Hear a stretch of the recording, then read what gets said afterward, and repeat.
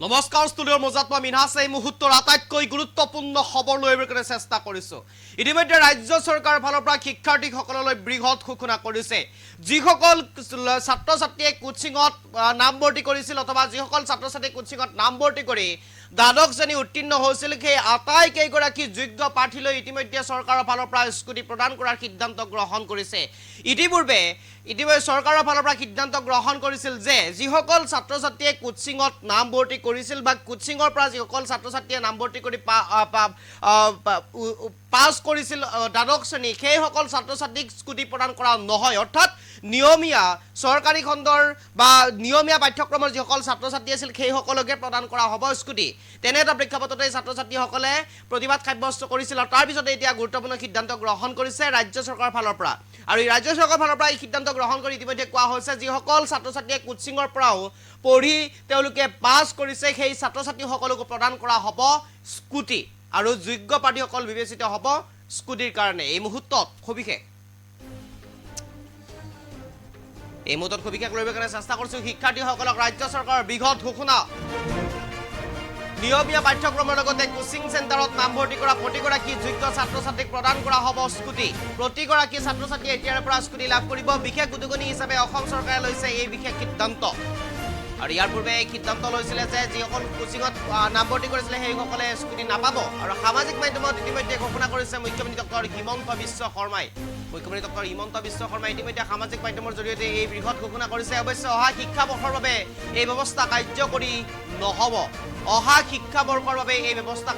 নহ'ব। কেৱল নিয়মীয়া পাঠ্যক্ৰমৰ ছাত্ৰ-ছাত্ৰীকহে প্ৰদান কৰা হ'ব স্কুটি। যিসকল ছাত্ৰ-ছাত্ৰীয়ে নিয়মীয়া পাঠ্যক্ৰমত অন্তৰ্ভুক্ত হৈ আছে সেই ছাত্ৰ-ছাত্ৰীসকলেহে লাভ কৰিব স্কুটি। আনহাতে গেপ দিয়াৰ পিছত পুনৰ আকৌ নিয়মীয়া পাঠ্যক্ৰমত নামভৰ্তি কৰা প্ৰতিগৰাকী ছাত্ৰ-ছাত্ৰী লাভ কৰিব স্কুটি। অৰ্থাৎ বিৰতি বৰ্ষ বুলি কোৱা হয়। সেই বিৰতি বৰ্ষ এৰি পুনৰ আকৌ নামভৰ্তি কৰিব নিয়মীয়া পাঠ্যক্ৰমত সেই ছাত্ৰ-ছাত্ৰীসকলে যেতিয়া পাছ কৰিব সেইসকলকো নিয়মীয়া ছাত্ৰ-ছাত্ৰী হিচাপে ধৰি তেওঁলোককো প্ৰদান কৰা হ'ব স্কুটি যদিহে তেওঁলোকে সফলতাৰে যোগ্যতাৰে তেওঁলোকে উত্তীৰ্ণ হ'ব পাৰে। আৰু ইতিমধ্যে চৰকাৰে ইয়াৰ কেইমাহমান পূৰ্বে সিদ্ধান্ত গ্ৰহণ কৰিছিল যিসকল ছাত্ৰ-ছাত্ৰীয়ে কোচিং চেণ্টাৰত নামভৰ্তি কৰি তাৰ পৰাই তেওঁলোকে পঢ়িছিল সেই ছাত্ৰ-ছাত্ৰীসকলক প্ৰদান কৰা নহ'ব স্কুটি বা চৰকাৰৰ ফালৰ পৰা বিশেষ তেওঁলোকক পুৰস্কাৰ ব্যৱস্থা কৰা নহ'ব। তাৰ পিছতেই ছাত্ৰ-ছাত্ৰীসকলে প্ৰতিবাদ সাব্যস্ত কৰিছিলে। যোগ্য বিবেচিত হোৱা ছাত্ৰ-ছাত্ৰীসকলে প্ৰতিবাদ সাব্যস্ত কৰিছিলে আৰু এতিয়া চৰকাৰে সিদ্ধান্ত সলনি কৰিবলৈ বাধ্য হৈছে। হিমন্ত বিশ্ব শৰ্মাই ইতিমধ্যে নিজৰ ফেচবুক পোষ্টত লিখিছে বিশেষ উদগনি হিচাপে অসম চৰকাৰে এইবাৰ নিয়মীয়া পাঠ্যক্ৰমৰ পৰিৱৰ্তে কোচিং চেণ্টাৰত নামভৰ্তি কৰা সকলো যোগ্য ছাত্ৰ-ছাত্ৰীক উচ্চতৰ মাধ্যমিক পৰীক্ষাত উত্তীৰ্ণ হোৱাৰ পাছত স্কুটি প্ৰদান কৰাৰ সিদ্ধান্ত লৈছে। অৱশ্যে অহা শিক্ষাবৰ্ষৰ পৰা নিয়মীয়া পাঠ্যক্ৰমত নামভৰ্তি কৰা ছাত্ৰ-ছাত্ৰীকে এই আঁচনিৰ বাবে যোগ্য বুলি গণ্য কৰা হ'ব।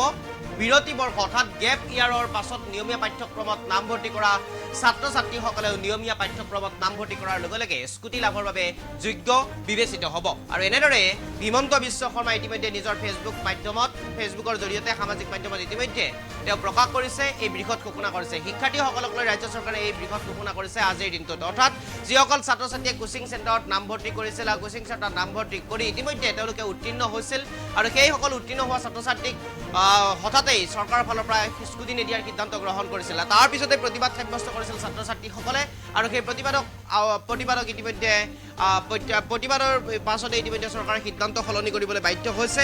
যিসকল ছাত্ৰ-ছাত্ৰীয়ে কোচিং চেণ্টাৰত নামভৰ্তি কৰি তেওঁলোকে উত্তীৰ্ণ হৈছিল সেই ছাত্ৰ-ছাত্ৰীক স্কুটি প্ৰদান কৰিব এতিয়াৰ পৰা ৰাজ্য চৰকাৰৰ ফালৰ পৰা। অৱশ্যে এই সিদ্ধান্ত কেৱল মাত্ৰ এই বৰ্ষৰ বাবেহে। অহা বৰ্ষৰ পৰা যিসকল ছাত্ৰ-ছাত্ৰীয়ে কোচিং চেণ্টাৰত নামভৰ্তি কৰি তেওঁলোকে উত্তীৰ্ণ হৈছে যোগ্য হ'লেও তেওঁলোকে নাপাব চৰকাৰৰ ফালৰ পৰা এই বিশেষ বঁটা স্কুটি। আৰু অহা বৰ্ষৰ পৰা কেৱল মাত্ৰ নিয়মীয়া পাঠ্যক্ৰমত অন্তৰ্ভুক্ত ছাত্ৰ-ছাত্ৰীসকলেহে চৰকাৰৰ এই বিশেষ সুবিধা গ্ৰহণ কৰিব পাৰিব, বিশেষ আঁচনি চৰকাৰৰ ফালৰ পৰা লাভ কৰিব।